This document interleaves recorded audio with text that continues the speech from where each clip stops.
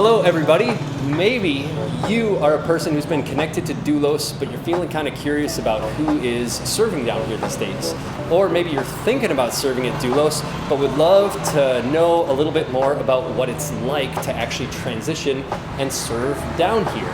If that's you, this video is for you. These are my Doulos stories, and today we've got a good friend of mine, Miss Amber. How are you? I'm good. Awesome, that's great. So we are in a place where very few dare to tread. Yes. The middle school wing. Yes. I'm being very brave to be in this middle school area to talk to Miss Amber and hear her story. Why don't you just share with us, introduce yourself, let us know what do you do here at Doulos and broader Jarabacoa. Yeah, totally. So like you said, my name's Amber de Armas. I am the middle school science teacher here, and this is my 4th year doing this same job. I also volunteer with Young Life outside of school. I'm and work at a tutoring center, but this is my main gig. Awesome. Yeah. That's so cool. So let's take the clock back 4 years, and let's just talk about how did you first discover Doulos? What was your path to finding this place? Honestly, quite a coincidence. Yeah. I had to go to a job fair for my class at university, and I already had a job lined up, but I had to go to this job fair. Nice. Doulos was one of the schools that was there. Krista Wallace was actually the woman running the booth. And so she looked nice, and I had to talk to someone, so I talked to her, and we hit it off. We talked for 45 minutes, and I went into the hallway, and I called my mom, and I was like, Mom, I think I'm moving to the Dominican Republic. No way. Yeah, and so... It was that quick? It was that quick. Mandatory job fair. Mandatory job fair, and I already had a job. Wow. And so I left the job fair, got in the car, started driving home, called my mom, we talked through pros and cons, and I got an application in that night. No way. Yeah, it was pretty crazy, but I just knew. How? That's crazy. And your Yeah. mother let you? I know. I know. I need to talk to your mother again. I've met your mother. She seemed pretty sane. No, tell me what the heck happened in that 45 minutes. So some people, they just have a great spirit. If you've ever talked with Krista Wallace, she just makes you feel seen and known. For sure. We connected on a lot of things. We have Young Life in common, a love for missions, love for intercultural ministry, and just the mission of Doulos really spoke to my heart. And so I don't know, I just felt this peace in my spirit, and I was like, I think that this might be what I need to do next, which is crazy because I already have a job that's a well-paying job in a wonderful school district near my parents, which they loved. Yeah. And then I didn't have it anymore. And I was like, okay, well, I think this is the way the Lord is leading me, and so I'm just gonna walk through this door until a door slams in my face, and none of them slammed shut, and then I ended up here. Wow. Yeah. So literally that night you filled out the application. So there was 4 years ago, there was an option to get more information, Right. have a conversation versus filling out a full application. Yeah. And so I did the have a conversation, get more information option. Connected with the HR team, asked them a ton of questions over the next few weeks. Yeah. A ton of questions. I had a Google Doc that was 5 pages long. Oh my gosh. And they answered all my questions, and none of the answers were red flags or reasons that I shouldn't go. And so then after that, I filled out an official application, had my interviews in March, and then by April I decided to come, and in July I moved. Wow. Yeah. Wow. What were one or two of the questions that you would recommend somebody asking that you might not think to ask? Ooh, that's a good question. Yeah, thank you. I think I asked about living situation, which they answered with the homestay, which ended up being a great option, living with a Dominican family that kind of helped me transition into the culture. That was great. I also had the bonus of sharing my homestay with another new staff.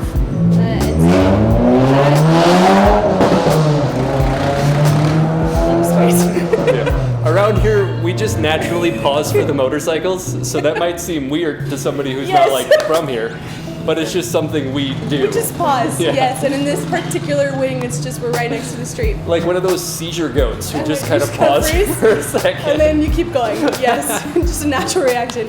So anyways, I had the bonus of sharing my homestay with another new staff. Yeah. And so that was really special because we kind of got to do the transition together and try to figure out how to speak Spanish with our homestay together. Yeah. And then we ended up being roommates, and we're still roommates, which is really special.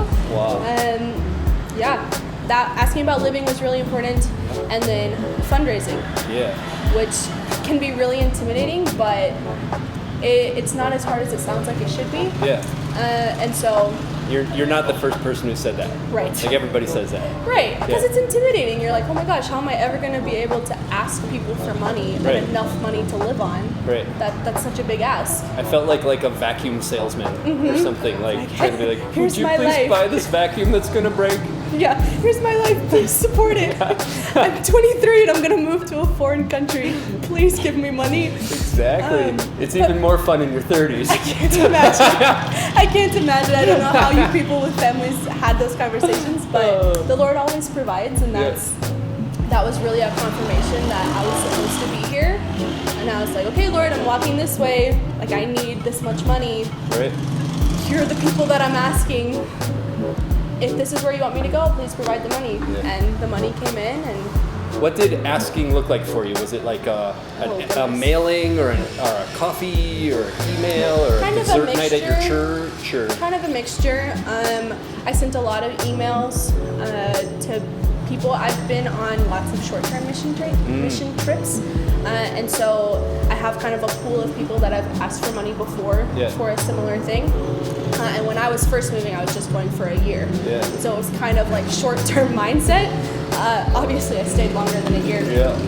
But I kind of had a short-term mindset of like, okay, I'm going for a year. This is about how much money I need to be there for a year. I kind of already had some letters drafted from previous trips and previous people that I had asked. Yeah. So that's kind of where I started with the email. I also did a paper letter to people who are a little bit more old-fashioned. Sure. And people who aren't. But some people just prefer the paper. For sure. I had a handful of face-to-face conversations, like going to get breakfast, having people over at our house. I did like a coffee and dessert night. Yeah. Kind of just cast the vision of like, hey, this is what I'm doing. Yeah. I would really love for you to support me, both by praying for me and financially, if you can, if you feel led. Right. And God kind of made those pieces fit, and I have always had enough. Awesome. So yeah. So you got fully funded and you're still fully funded. Generally. Like, yeah. Yeah, I have you know, enough. Yeah. Yeah, we all have like a goal of what we're trying to raise, and whether or not I reach that, it's month to month, but I always have enough. I can always afford groceries, I can always afford my housing. Yeah. And so I'm satisfied with that. That's awesome. Yeah. And I love in your story how you talked about you started with the people who had supported you before. And I think when people imagine fundraising, like imagine your favorite person over the age of 40 at your church who like has always rooted for you. Yeah. Like start with them. Like a lot of times people think about like ringing some random person's doorbell or calling that crabby Right. uncle of yours Right. or whatever. It's like, no, that's not it. Like Right. so many people probably already love you and have supported you, and you just start with them, Yeah. and then bada bing bada boom, the Lord puts the puzzle together. Yeah, it's really great. One of my biggest supporters is actually a mentor of mine, and their family supporting me has actually grown our mentorship relationship Yeah. because we have a better reason to connect often, Yeah. And that's been really special. Yeah. Something we didn't have before I moved here. Yeah, that's so great. What else kind of in that, from saying yes to getting ready to transition? Like anything, how did your family, like, sound like your mom is very enabling, dangerously enabling of your Yeah. wild God adventures. Yes. But tell me about the rest of your family, or if family was like a thing, or school debt was a thing, or were there any other barriers that you had to kind of work through, or anything like that? Yeah. I mean, moving to a different country is scary, especially when you're young and you're single and you're fresh out of college and your parents are like, wait, don't you need like a real job? And a real job. Yeah. This is a real job. Right. I have student debt, but my budget helps me pay for that.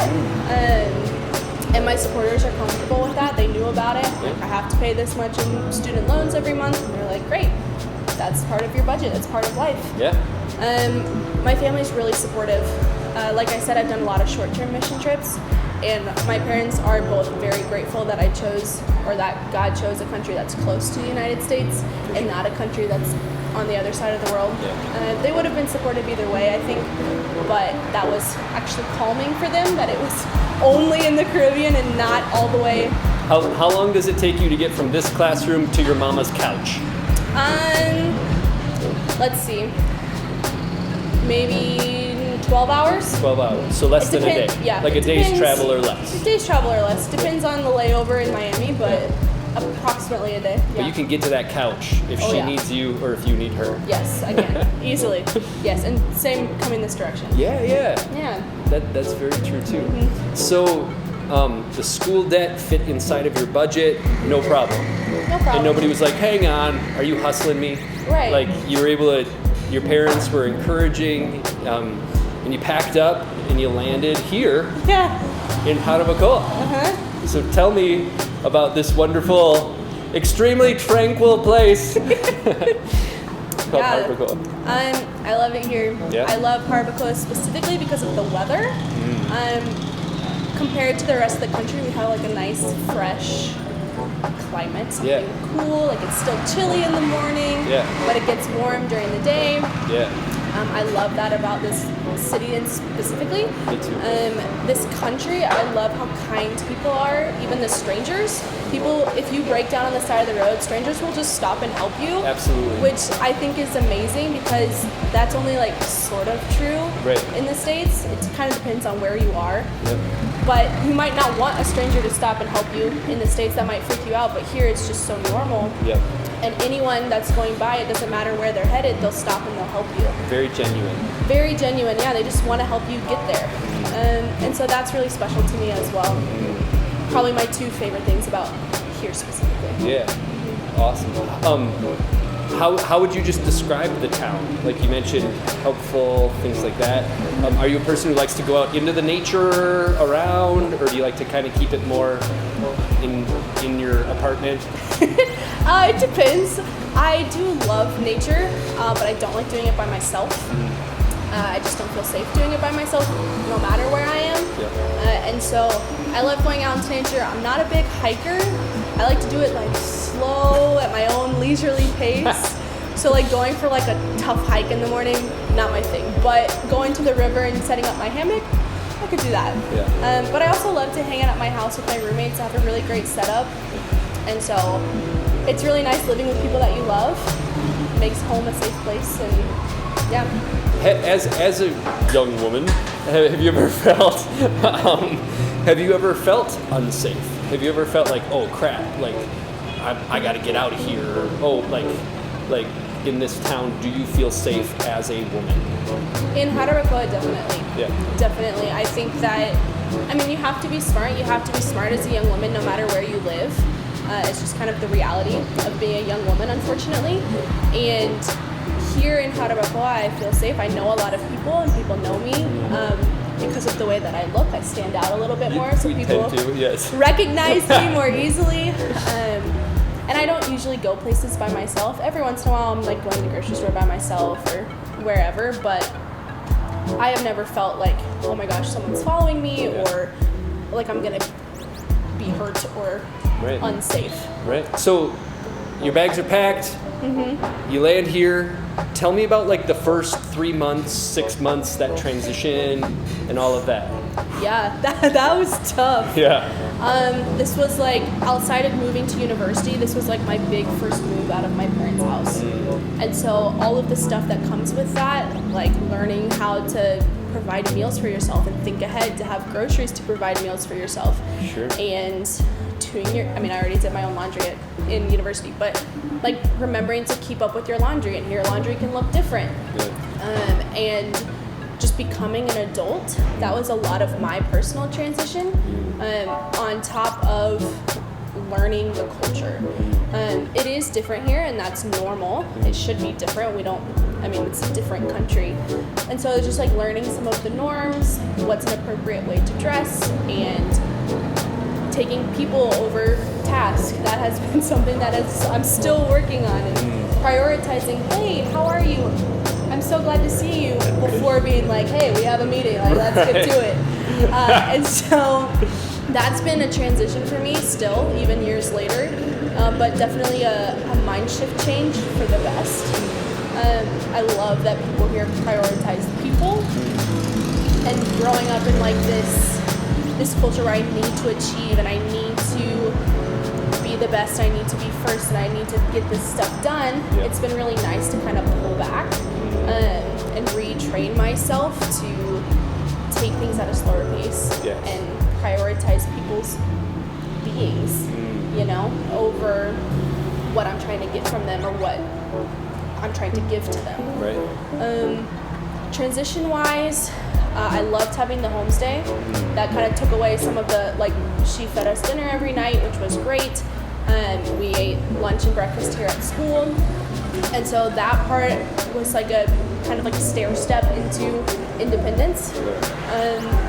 And culturally, like I said, it was just slowing down and learning to prioritize the right things. Yeah, that's awesome. That's really great. So you...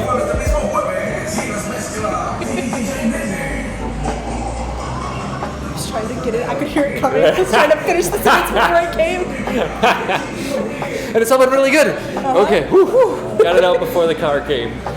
So as you were going through that transition, the ups, the downs, transitioning from being a young adult to like an adult, which by itself anywhere is a lot. Yeah.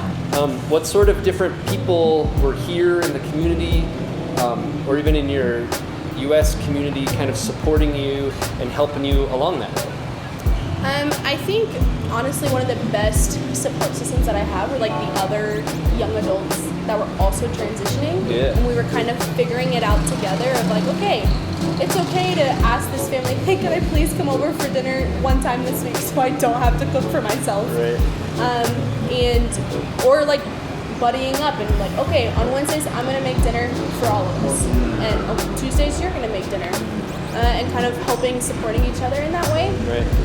Also, there's a ton of families here in town, both people who work at school and people who work in other ministries who have children that go here that have opened their homes to me specifically, but also to the other young adults, and just been like, hey, come have Thanksgiving at our house. My first Thanksgiving away from home was super weird. But a family in town invited me over and had me, me and other young adults, and had Thanksgiving dinner with us and made us feel a part of the family, and that was super special because Thanksgiving can be a big deal for a lot of families. And so not being with my family for the first time, but having this other family kind of adopt me, that felt really good and made the transition into being independent easier, I think. And a lot of it is just, again, back to the community where people love each other and support each other, and it's people first. We take care of our people. And so if you're feeling down, you can reach out to someone and be like, hey, this week has sucked, can I please have dinner at your house? I just need to not be at my house. Or, hey, come over for dinner. If you notice someone who's not doing well, come over for dinner. I noticed you had a tough week. People are just good about that, and that's something really special that I think is unique to our community, and maybe even our Doulos community outside of our Jarabacoa community, is we look out for each other. Yeah, that's a great way to say it. I think because all of us have gone through that dip of transition, have had to do that. So when a new person lands, we all kind of got the side of our eye on them, like, hey, have they hit the wall yet? Do they need, like, oh, let's invite them over for some hamburgers? You know, like there's this people who are kind of like watching, and as soon as somebody starts slipping or starts like whatever, you're just like, hey, how you doing, like, for real? For real. And there's some wonderful conversations of like, how you doing, like, for real? And since your mama's far away, you just go for it and you tell them how you are actually doing for real. And like, I know many people have cried on someone they met like a week ago, you know, but that's the beauty of this community. And And I think it's such a wonderful example of Christ and Christ's family. Like, it's a legit Christian family that you get to be part of down here, which is really cool. Yeah.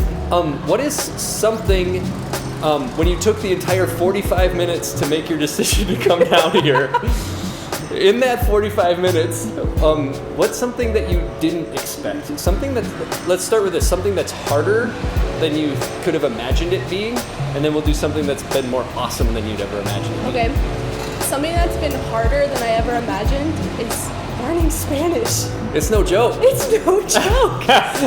Which I get frustrated with myself because my grandfather is from Cuba. I have Spanish all in my family. I didn't grow up speaking it, but I took 4 years in high school. Right. Like, I can nail Spanish exam. For the life of me, I can't get it to come out of my mouth. And so that has been way harder than I anticipated, because I was like, Spanish, I got that. Of all the things. I can do that. I couldn't, and I'm still struggling, and I'm obviously better now and stronger now than I was when I first transitioned, but it's like, that has been shockingly difficult. So, and the thing that's been amazing, something that's been special that I noticed in that 45 minutes was the mixed socioeconomic backgrounds of our students. That really caught my attention in that 45-minute conversation, and it continues to be something super special to me. And so if you don't know what that is, it's basically 50% more or less of our students are sponsorship based.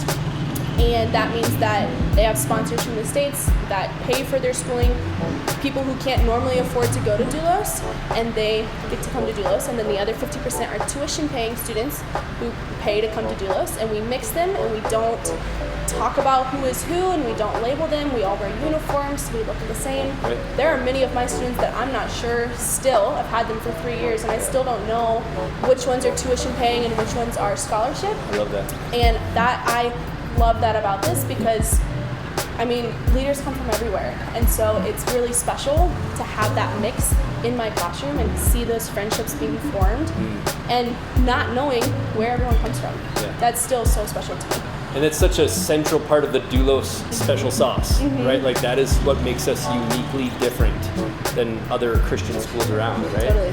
Wow. So what does like a normal day look like for you? All right. I get up about 6, do my little morning routine, have breakfast, do my quiet time. I actually pray with my roommates every morning, which is really special. Wow. We meet before we come to school, then we get in the car, come to school. That's at 7:30. Then we do our staff prayer time, and then we have flag, where I take attendance, greet, kind of say hello to my students, say hello to some other students, check in. The big buddies are with their little buddies, so we have grades paired up. So my 6th graders, who are my homeroom class, they're paired up with the seniors, and so we encourage them to sit together and chat and know each other. It's not perfect, but we do what we can. After flag, we have crew time, which is homeroom, and then I have 8th grade, and then recess, 6th grade, then lunch, and then 7th grade, and dismissal. Obviously, there's some blanks in there where I can have meetings or do my prepping or whatever. And then dismissal. After dismissal, once a week I have tutoring, and then I go home, usually make a snack. Nice. I'm hungry at 4 o'clock. Snacks are important. Snacks are important. I'll do, if there was some kind of task that I didn't quite finish at work, sometimes I'll do 1 or 2 tasks at home. Otherwise, it's hanging out with my roommates. On Monday nights, I have Young Life, so the routine looks a little bit different. But I'll eat dinner, either by myself or with my roommates, depending on what the night is. And then I'm usually in bed by like 9 o'clock. Because I need my sleep. Oh my gosh. Yeah. I need more down here than I've ever needed in my life. Absolutely. Yeah. In college, I was the type of person that was like, 3 hours of sleep, I'm ready to go. Now I'm like, I need 8, maybe 10, or I won't function. And life is full. Like, that's a full day. You get permission to go to bed. Thank you.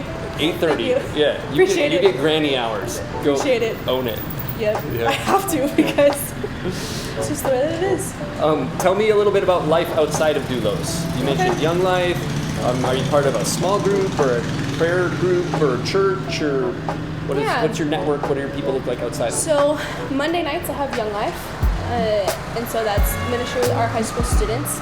Several other of the Doulos staff volunteer with me, and that's really fun. It's a great time to know high school students outside of a school setting, and I do it specifically with high school students because I teach middle school students, and I want to keep those relationships separate. Yeah.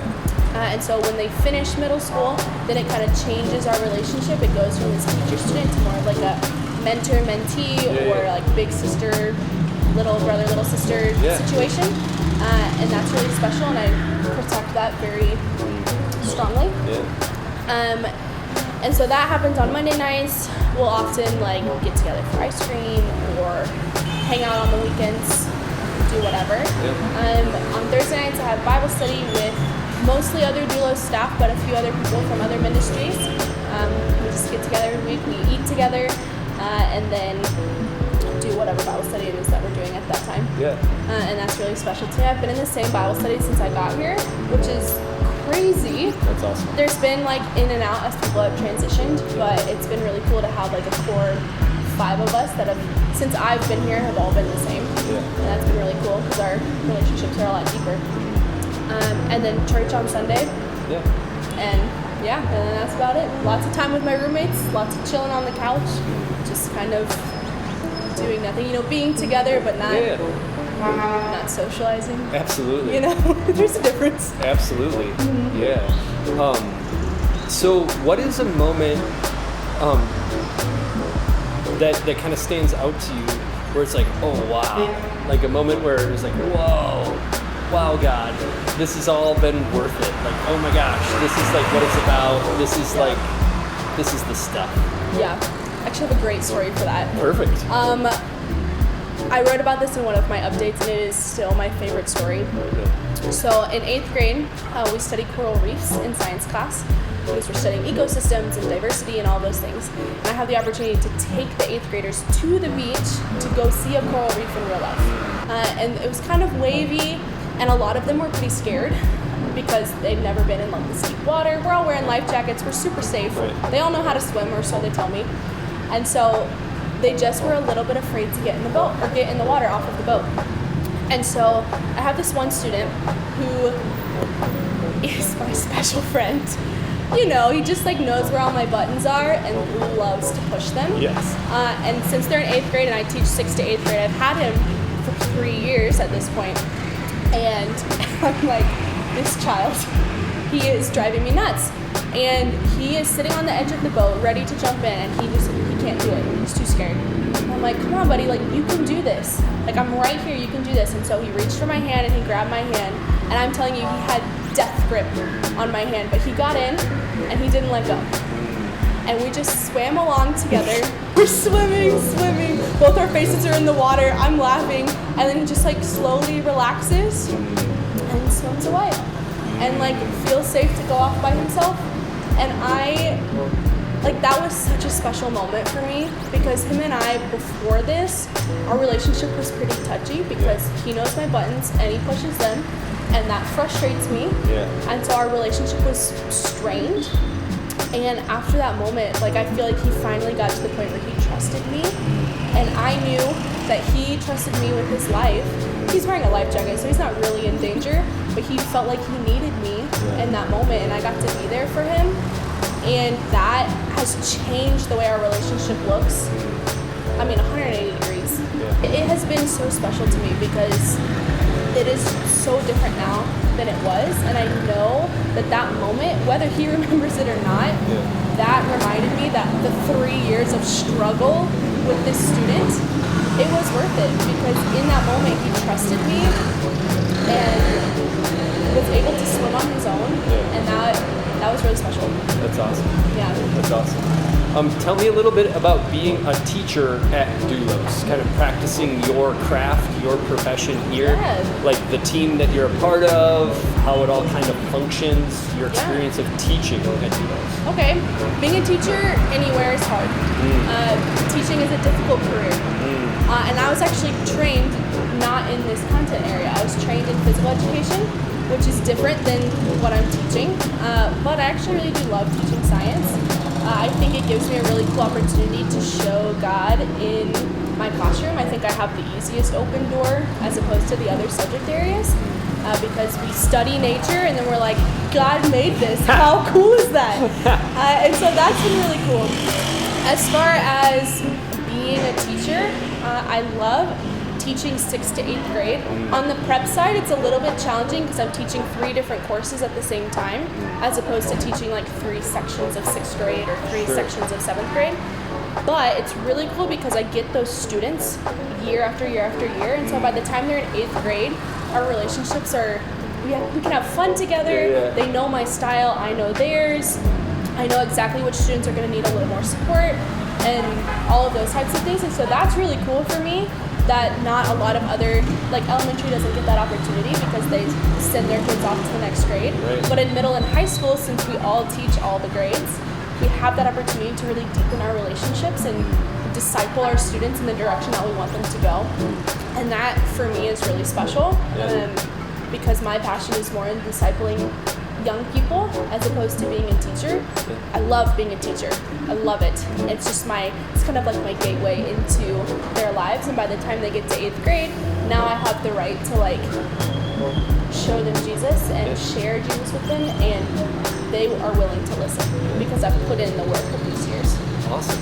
Yeah. Tell me a little bit about your relationship as a teacher with good old admin, with the administrative team, like how that dynamic works, because that's a really important dynamic for any teacher trying to choose the environment they want to be in. Totally. I am going to use COVID as an example.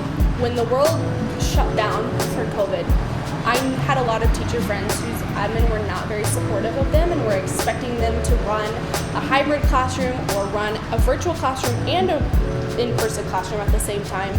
And our admin did a very, very good job of protecting us and saying, look, we're doing one or the other, because you don't have the capacity to do both. And any teacher that has done either of those situations knows it's impossible to do both and do them both well. And I felt very protected and cared for, especially in that season when it was so difficult. And then just day to day, our admin check in on us. They're up in our classrooms.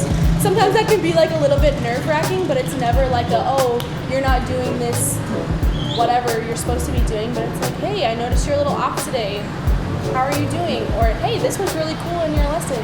And they're very involved, both in like my personal life and in my professional life. And so that I've never taught in the States because I moved straight here after I graduated. But I think that that's something unique that we have, where we have admin who care for us and who care about us as a person, in addition to us as teachers. Of course, always giving advice to how we can grow, but wanting us to be good disciples of Christ above anything else. So as we kind of wrap things up, let's say that there's a young person out there who's halfway through their 45 minutes of realizing that God's calling them to Doulos.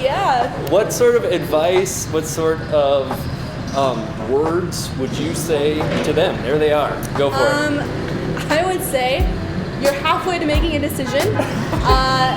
If you feel any kind of inkling or movement in your spirit, you should be open to that, because you don't know what God's going to do. And maybe He's opening the door to Doulos, but maybe He's opening the door somewhere else. But if you're not willing to walk through one of the doors, you're never going to know. And so the prayer that I prayed when I had the door open to me was just like, Lord, if you don't want me to walk through this door, please close it. And He left the door open and I walked through, and here I am 4 years later. And so that would be my advice. Be willing to live your life with open hands, and whether that means being interested in Doulos and coming and checking out our team, or if that's something else, living life with open hands is something that is valuable no matter what. That's awesome. Amber, it's been so wonderful being part of the Doulos team with you for the past 3+ years. It's so cool to see how deeply the students love you, because you deeply love them, because God deeply loves you. Absolutely. And it's just this beautiful gift that God has placed in you. And it's so cool to see you investing it here at Doulos. I'm so glad you took that 45 minutes to realize that this is where you were supposed to be. Me too. Yeah. Me too. So if any of you would like to be in touch with Amber, the best thing to do would be to email info@doulosdiscovery.org, and they can connect you to her. Or on the website, we still have the Start the Conversation button. Oh, sweet. Yeah, that somebody could go and click that, fill out the form, and we'll be in touch that way.